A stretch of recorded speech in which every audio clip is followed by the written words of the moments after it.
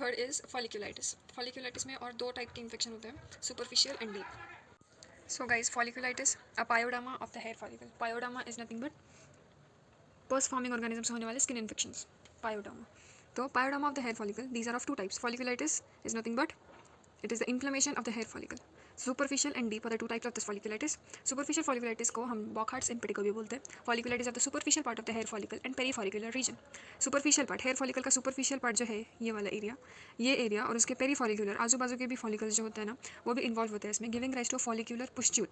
अब ये जो है ये छोटा एरिया ये pustule बन गया है और this pustule get covered by crust. तो इस तरीके का लीजन होता है folliculitis का. Infection spreads from one follicle to another, और इस तरीके से फिर एक फॉलिकल होने के बाद दूसरे फॉलिकल में ऐसा इम्पेटिगो फॉलिकुलाइटिस का इन्फेक्शन स्प्रेड होता है due to the crust formation. And this type of impetigo which appears on the legs, this type of impetigo ये यूजुअली लेग्स पे अपीयर होता है, becomes chronic till after some years of atrophy of the skin results. तो superficial में हम लोगों को इतना याद रखना है, superficial part of the hair follicle is infection, it gets infected. Then comes deep folliculitis. Deep folliculitis मतलब डीप फॉलिकल का डीपर पार्ट में इन्फेक्शन होगा. Sycosis barbae is a folliculitis of the beard area of the face. Beard area of the face में usually हम लोगों को deep folliculitis देखने मिलता है. There is no pain but itching and burning may be the only symptoms. There is no oozing or weeping at any stage. तो इसमें से पस वगैरह सच कुछ निकलेगा नहीं, बट देयर इज पेन भी नहीं है यहाँ पर, ओनली इचिंग है. बियर्ड के एरिया में होता है और ये जो पार्ट है ये पूरा एरिया ये इन्फ्लेम्ड हो जाता है. तो this is deep folliculitis. This is superficial folliculitis. Superficial part में जो है इन्फ्लेमेशन होता है. This results in superficial and deep folliculitis. Next हम लोग देखेंगे फरंकल. सो हम लोगों ने इम्पेटिगो देखा, इक्थिमा देखा, फॉलिकुलाइटिस देखा, अब फरंकल. अब फरंकल भी जो है ये डीप हेयर फॉलिकल में होने वाला इन्फेक्शन है. Deep seated infection of the hair follicle around the hair root के आजू बाजू होने वाला हेयर फॉलिकल का इन्फेक्शन. इसका पॉजिटिव ऑर्गेनिज्म है staphylococcus aureus and it is frequently found around the hairy areas of the body. अब hairy areas of the body ज़्यादा हेयर्स जो एरिया पर होते हैं बॉडी के वहाँ पर ज़्यादा हम लोगों को फुरंकल मतलब कि boil, this is nothing but boil ये होता है. स्पेशली दोस्त subject to friction and maceration. वहाँ का एरिया अगर ज़्यादा रब वगैरह हुआ है तो वहाँ के एरिया में फ्रिक्शन और मैसरेशन अगर देखने मिलता है हम लोग को तो वो पार्ट का हेरी एरिया में इन्फेक्शन बैठ जाता है स्टेफाइलोकोकस ऑरियस का. तो ये कैसे स्टार्ट होगा? Furuncles are painful. Okay, so deep folliculitis और फरंकल में ये डिफरेंस है कि फरंकल जो है ये पेनफुल रहता है और डीप फॉलिकुलाइटिस पेनफुल नहीं रहता है. और डीप फॉलिकुलाइटिस बियर्ड के एरिया में देखने मिलता है ज़्यादा. Beard is also hairy area no doubt, but furuncle usually happens in the hairy areas usually due to other causes. Now this starts as कैसे स्टार्ट हो गया इसके lesion? A firm nodule but it softens. एक firm nodule जैसा होगा, bump type आएगा, फिर वो सॉफ्ट रहेगा ना. स्टार्टिंग में यूजुअली कैसे होता है बम्प एक अपना बॉयल जो रहता है सही रहता है. मराठी में हम लोग इसको बेंड आना भी बोलते हैं, हिंदी में मराठी में बेंड आना बोलते हैं इसको. तो ये कैसे स्टार्ट होगा? As a firm nodule which softens and after few days it ruptures. इसमें से फिर पर्स ऊज आउट होता है. तो thorough search for an underlying cause is mandatory in all cases of chronic recurrent pyodermas. तो इसके भी कुछ ये कॉजेज है जो रूल आउट हम लोग कर सकते हैं कि इस वजह से तो नहीं हो रहा है कॉमन बॉयल. तो it is diabetes mellitus, poor general health, malnourishment, blood dyscrasias, chronic nephritis, immune deficiency. This all should be ruled out if it is a chronic recurrent pyodoma. Fifth one is periportitis. So the periportitis is nothing but sweat gland का abscess. Sweat glands जो होते हैं उनका abscess form होना. Non-tender, round, fluctuant, erythematous nodules can occur in the scalp, especially in children. Children के scalp में होने वाला है ये periportitis का lesion आने वाला है. तो sweat gland का abscess होता है इसमें. So how is the periportitis lesion? It is non-tender. Non-tender मतलब कि painful होता है, touch करने पर painful होता है, rounded, fluctuant मतलब कि soft wavy types. Erythematous nodules, erythematous red nodules, redness होता है वो एरिया का और वो नोड्यूल टाइप रहता है. Non tender, can occur in the scalp specially in the children में यूजुअली देखने मिलता है स्वेट ग्लैंड का abscess. Abscess is pus filled swollen area is abscess. Sixth is carbon. So carbuncle क्या होता है? Carbuncle is a conglomeration of boils. अभी एक बॉयल आया है, कॉमन बॉयल, दूसरा कॉमन बॉयल आया, तीसरा कॉमन बॉयल आया. तो एक कॉन्ग्लोमरेशन ऑफ बॉयल्स है, सब जुड़ के एक होते हैं और उसके फिर मल्टीपल उसके डिस्चार्जिंग पॉइंट्स फॉर्म होते हैं. इसको कार्बंकल बोलते हैं और ये पेनफुल भी रहता है. It is a deeper and more extensively infiltrated lesion. Deeper lesion होता है. प्री डिस्पोजिंग फैक्टर्स का क्या हो सकता है? Uncontrol diabetes mellitus. डिस्क्रिप्शन कैसा है ये lesion? It starts as a tender painful erythematous red area indurated deep part on the back, neck और थाई. बैक पे, नेक पे और थाई पे associated with fever and malaise. तो जैसे बॉयल होता है, बॉयल एक दूसरे को फिर बॉयल का जो है वो कंग्लोमरेशन होना द कॉन्ग्लोमरेशन ऑफ बॉयल्स होता है, ये अलग अलग बॉयल्स आते हैं और वो बॉयल्स को जब इकट्ठा एक साथ कर दिया जाता है तो वो एक कार्बुंकल बनता है. Multiple pustules appear on the involve area which is now violaceous and the mass breaks down at multiple points discharging pus. तो उसको मल्टीपल डिस्चार्जिंग पॉइंट्स रहते हैं. Often the whole area sloughs off leaving a deeper ulcer. फिर ये सब clean होने के बाद एक डीप अल्सर फॉर्म करता है वो स्किन के ऊपर, जो कि ऐसा अल्सर फॉर्म हो जाता है ना, ऐसा होता है. साइट उसका यूजुअली कहाँ है? Typically nape of the neck पे, less often trunk and extremities. Usually nape of the neck, neck के पीछे पिछला जो हिस्सा था ना, यूजुअली वहाँ पे हम लोगों को कार्बन देखने मिलता है. Next is hidradenitis. Hidradenitis suppurativa. So hidradenitis suppurativa is a chronic suppurative inflammatory disease. Chronic है ये, suppurative pus forming inflammatory disease है of apocrine glands and surrounding tissues caused by what? Staphylococcus aureus and anaerobic streptococci तो apocrine glands है, इनका inflammatory disease होता है.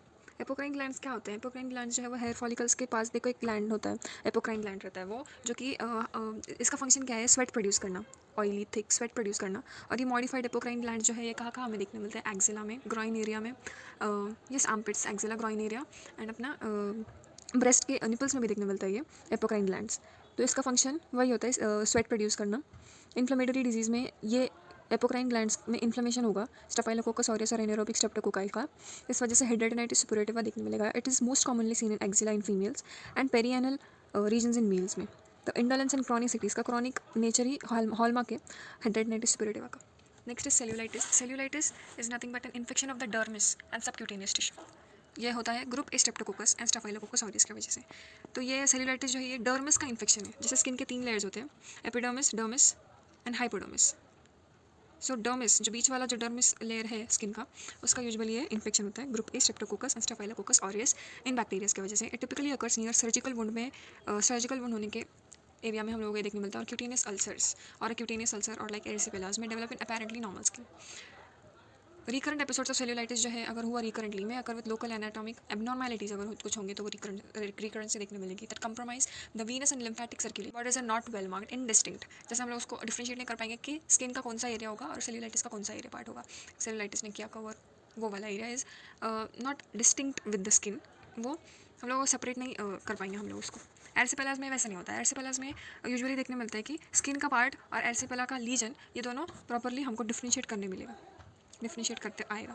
तो जैसे एरिसिपेलाज रहता है, एरिसिपेलाज अभी 9th हम लोग देखेंगे. Erysipelas it is an acute inflammatory form of cellulitis का ही वो एक्यूट इन्फ्लेमेटरी फॉर्म है that differs from other types of cellulitis. बाकी सेल्यूलाइटिस से ये सेल्यूलाइटिस डिफर करेगा. एरिसिपेलाज ये एक सेल्यूलाइटिस का ही फॉर्म है, बट यूजुअली जैसे होता है सेल्यूलाइटिस वैसा नहीं होगा ये. इसमें यूजुअली लिम्फेटिक इन्वॉल्वमेंट रहता है. लिम्फेटिक इन्वॉल्वमेंट ये सेल्यूलाइटिस में प्रोमिनेंट है, इसलिए हम लोग इसको एरिसिपेलाज बोलते हैं. हम लोग एरिसिपेलाज को ये इससे याद रख सकते हैं कि एरिसिपेलाज में जो एल है ये इसका कैरेक्टरिस्टिक पॉइंट है, जिस वजह से हम लोग लिम्फेटिक इन्वॉल्वमेंट याद रख सकते हैं. तो एरिसिपेलाज आर मोर क्लियरली डिमार्केटेड. जैसे मैंने बोला सेल्यूलाइटिस में मोर क्लियरली हम लोग डिमार्क नहीं कर सकते स्किन से, बट एरिसिपेलाज हम लोग कर सकते हैं from normal skin than cellulitis, right? The lower legs, face and ears are most frequently involved. इसमें lower leg, face and ears are involved. Fever, chills, regional lymphadenopathy, lymph node का swelling होना are associated features. इसके associated features है, right?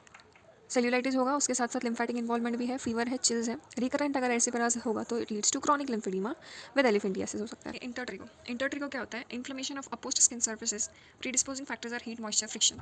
Opposed skin surfaces मतलब वो skin surfaces जो एक दूसरे से कनेक्ट होते हैं, इन शॉर्ट एक दूसरे के ऊपर रब होते हैं वो एक्चुअली, और वहाँ पे फ्रिक्शन फिर प्रोड्यूस होता है और हीट मॉइस्चर ज़्यादा रहता है उस एरिया में, तो उस वजह से हम लोगों को वहाँ पे इन्फ्लेमेशन देखने मिलेगा. उसको इंटरट्रिगो ऐसा बोलते हैं. तो ये रीजन हम लोगों को अपोज स्किन सर्फेसेस जैसे कि फोल्ड्स ऑफ हैंड्स, आर्मपिट के एरिया में हो गया, बिटवीन द बटक्स, फिर बिटवीन द फिंगर्स, जैसे कि पैरों के फिंगर्स के बीच में अगर इन्फ्लेमेशन हो गया तो उसे एथलीट्स फूट कहते हैं, चिकलिया बोलते हैं उसको हम लोग मराठी में, यस. और इंटरट्रिगो वैसा inflammation of opposed skin surfaces between 2 skin surfaces. तो ये होगा हीट, मॉइस्चर और स्वेट रिटेंशन की वजह से. These cause maceration and inflammation in this area. Maceration क्या होता है? स्किन मैसरेशन मतलब कि अगर हम लोग ज़्यादा देर हाथ अगर पानी में डालकर रख देंगे तो थोड़े देर बाद हम लोगों का हाथ कैसे सॉफ्ट हो जाता है, वहाँ का स्किन जो सर्फेस होता है ना वो सॉफ्ट होने लगता है और ऐसा वाइट हो जाता है, तो उसे हम लोग स्किन मैसरेशन बोलते हैं. स्किन लूज होती है और सॉफ्ट हो जाती है, उसके स्किन मैसरेशन बोलते हैं. ज़्यादा ठंडी मॉइस्चर एरिया में अगर हम लोग जाते हैं तो वैसा होता है skin maceration, inflammation of this area. Chronic bacterial और कैंडिडल इन्फेक्शन यूजुअली फॉलोज, और फिर बैक्टीरिया और या फिर कोई भी फंगल इन्फेक्शन हो जाता है. इससे ये यूजुअली क्यों होता है? ये मॉइस्चर कंटेंट अगर ज़्यादा रिटेन हुआ है ना बॉडी पे, तो उस वजह से हम लोगों को ये देखने मिलता है इंटरट्रिगो. इसके कॉमन ऑर्गेनिज्म स्ट्रेप्टोकोकस पायोजेंस हैं. इनिशियली कैसी होती है? Skin red and somewhat macerated. The folds, when separated, reveal erythema, redness of contiguous surfaces covered by a macerated horny layer, usually a deep fissure. In severe cases, There may be complete denudation of the surface, itching, burning and exudation are usual. An offensive odor is due to coniforms. तो ये है intertrigo. Next is acute paronychia. तो acute पैरानीकिया क्या है? ये अपना painful infection है जो होता है यूजुअली टो के पास या फिंगर के पास. जब भी कोई पेनफुल इन्फेक्शन होता है जिसमें पर्स फील्ड एब्सेस फॉर्म होता है आजू बाजू के, मतलब फिंगर नेल और टो नेल के पास, उसे हम लोग अक्यूट पैरानीकिया बोलते हैं. और 12th वन इज पेरिपोर्टाइटिस, जो हम लोगों ने देखा था पेरिपोर्टाइटिस के स्वेट ग्लैंड का एब्सेस होना. स्टाफाइलोकोकल इन्फेक्शन है वो, और ये multiple erythema, papules and nodules form करता है over the face, forehead and scalp and the upper trunk. तो ये पैप्यूल्स, नोड्यूल्स, एरिथेमा, ये सब क्या है ये मैं आपको बताती हूँ धीरे धीरे सब पता चलेगा आपको. These progress to form non tender, और फिर ये नॉन टेंडर बाद में बन जाता है थिन वॉल्ड, मतलब कि पेन नहीं होगा यहाँ पर, थिन वॉल्ड रहता है. फिर ये फ्लक्चुएंट एब्सेस है कि फ्रीली ये मूव कर पाएगा. There is no central follicular pointing as in furunculosis. जैसे फरंकल में एक सिंगल पॉइंटिंग, कॉमन बॉयल है ना फरंकल, तो फरंकल में कैसा एक सिंगल पॉइंट रहता है, मल्टीपल, कार्बंकल में कैसा मल्टीपल पॉइंट्स रहते हैं, वैसे फरंकल में सिंगल पॉइंट जो रहता है वैसे इसमें नहीं रहता है. पेरिपोर्टाइटिस में बिल्कुल ही नहीं रहता है. तो ये स्वेट ग्लैंड का एब्सेस है बस. Face, forehead, scalp and upper trunk में हम लोग को देखने मिलता है. तो स्किन इन्फेक्शन में कैसा होता है ना, पहले मैक्यूल रहता है, देन पैप्यूल रहता है, देन आगे बढ़कर उसके आगे बाकी का स्किन इन्फेक्शन रहता है. तो वो मैक्यूल पैप्यूल जो है वो 1 mm का इन्फेक्शन रहता है स्किन पे, 1 mm